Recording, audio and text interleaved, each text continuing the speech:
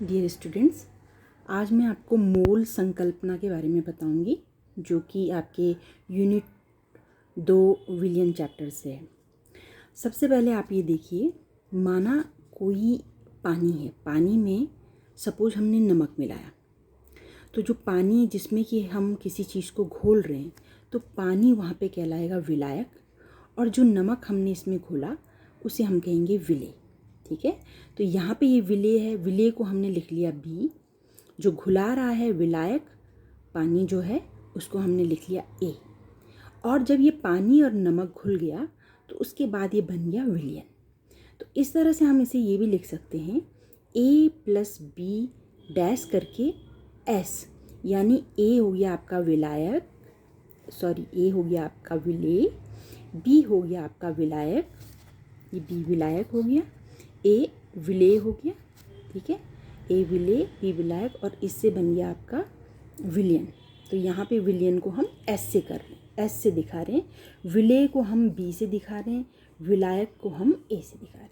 तो विलेय और विलायक मिल करके बना देते हैं विलयन। तो पहली चीज़ आपने समझनी, विलयन क्या है, विलेय क्या है और विलायक क्या है। दूसरा चीज़ जो आपको इसमें पूछा जाता है वो है मोल के बारे में, कि मोल किसे कहते हैं। तो इसका जो फॉर्मूला है, मोल बराबर, यहाँ पे लिखा है वेट, वेट माने भार, भार बटे अणुभार। जैसे कि हमने 11th में भी पढ़ा था, mole equal to W/mg, weight upon gram molecular mass. अब देखो मोल कैसे निकालते हैं। सपोज मोल आपके पास ये बताया गया कि भाई NaCl की वेट, जो हमारे पास वेट है वो है 585 ग्राम। अब पूछा जाएगा कि इसका मोल बताइए। तो आप पहले NaCl का अणुभार निकालोगे। अणुभार कैसे निकालते हैं? Na के लिए द्रव्यमान संख्या होती है 23, 11th में बताया मैंने आपको। Cl के लिए जो द्रव्यमान संख्या होती है वो होती है 35.5, 35.5। तो ये जोड़ करके आपका आ गया 58.5। तो ये हो गया इसका अणुभार। अणुभार आपने निकाल लिया 58.5। ठीक है, और मोल का सूत्र क्या था?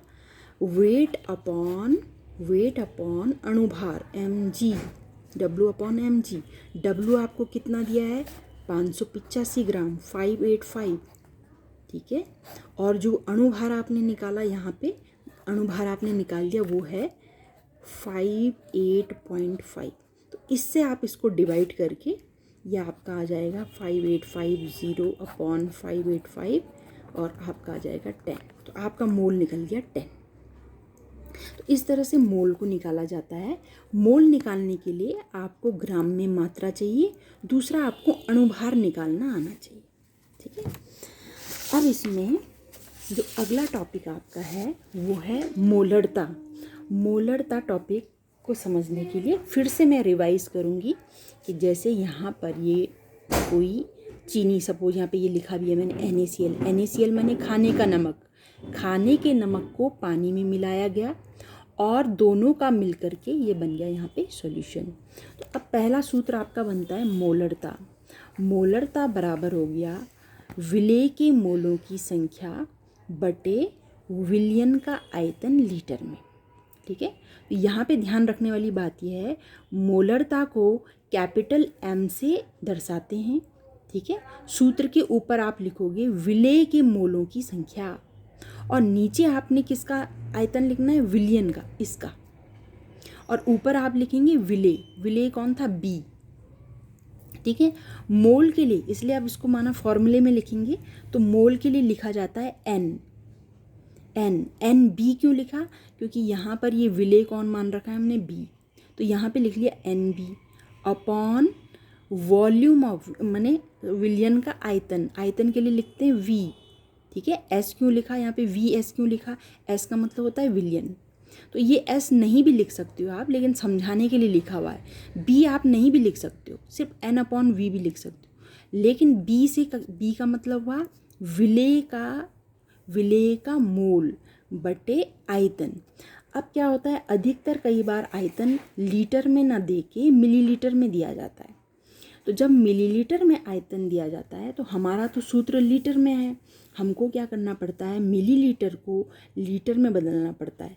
और मिलीलीटर को लीटर में बदलने के लिए आप यहाँ पे मिलीलीटर है तो ऊपर आप 1000 से मल्टीप्लाई कर देते हो, ठीक है। तो अब जाके आपका सूत्र क्या बना, मोलरता बराबर मोलों की संख्या बटे आयतन, विलियन का आयतन लीटर में। अगर लीटर में नहीं दिया हुआ है तब आपने इंटू 1000 करना है, अगर लीटर में दिया है तब 1000 से गुणा करने की ज़रूरत नहीं है, ठीक है। तो एक आपका सूत्र बन गया ये। अब इसमें देखो, ये सूत्र को थोड़ा बड़ा कर देते हैं। बड़ा करने का मतलब है ये जो ये मोलों की संख्या है, जो अभी मैंने आपको बताया मोलों की संख्या, वो मोलों की संख्या होती है ग्राम में भार बटे अणुभार के। तो अब हमने सूत्र को बड़ा कर दिया, यहाँ पे n की जगह पे हम लिख सकते हैं, n माने मोल, मोल की जगह पे हम लिख सकते हैं ग्राम बटे अणुभार। तो यहाँ पे n की जगह पे हमने W/GMM लिख दिया।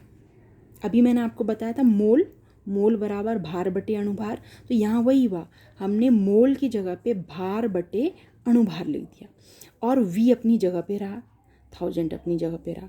तो इस तरह से ये पूरा का पूरा मोलरता का सूत्र है। सेम इसी तरह, सेम जैसे मोलरता है और वैसे ही आपके पास दूसरा आ जाता है मोललता, ठीक है। मोललता में ये डिफरेंस इसको स्मॉल m से दर्शाते हैं। ऊपर का फॉर्मूला वही है, विलेय के मोलों की संख्या, यहाँ भी वही लिखना है, यहाँ भी यही लिखना है, लेकिन यहाँ नीचे की तरफ बदल जाता है। यहाँ हो जाएगा विलायक का भार, यहाँ था विलियन का आयतन, यहाँ पे आप बोलोगे विलायक का भार। भार भी किस में चाहिए, किलोग्राम में। अगर सपोज ये भार ग्राम में हो तब हम क्या करेंगे, हम ऊपर से गुणा कर देंगे 1000 की। तो इसी तरह सेम जैसे मोलरता है ऐसे ही हमने मोललता को भी लिखना है। मोललता के लिए सिर्फ यहाँ पे आपने देखा ये n मोलों की संख्या बटे भार हो गया ग्राम में, अगर ग्राम में भार है तो ऊपर से 1000 से गुणा कर दिए, ठीक है। बाकी सूत्र सब सही सेम है मोलरता और मोललता का, सिर्फ जो नीचे की लाइन में अंतर है वो आपने ध्यान देना है। ऐसी मोलरता मोललता, और एक आपके पास और आता है नॉर्मलता। नॉर्मलता भी बिल्कुल इससे मिलता जुलता है, बस इसमें आपने जो वेट है, वेट के नीचे जो भार था, यहाँ पे भार के नीचे अणुभार नहीं होगा बल्कि ग्राम तुल्यांकी भार होता है, ठीक है। भार के नीचे अणुभार ना होके ग्राम तुल्यांकी भार होता है। बाकी सब सेम वही चीज़ रहती है, जैसे मोलरता में थी, जैसे मोलरता में थी वैसे ही नॉर्मलता में रहता है, लेकिन ग्राम की भार की जगह पे ग्राम तुल्यांकी भार होता है।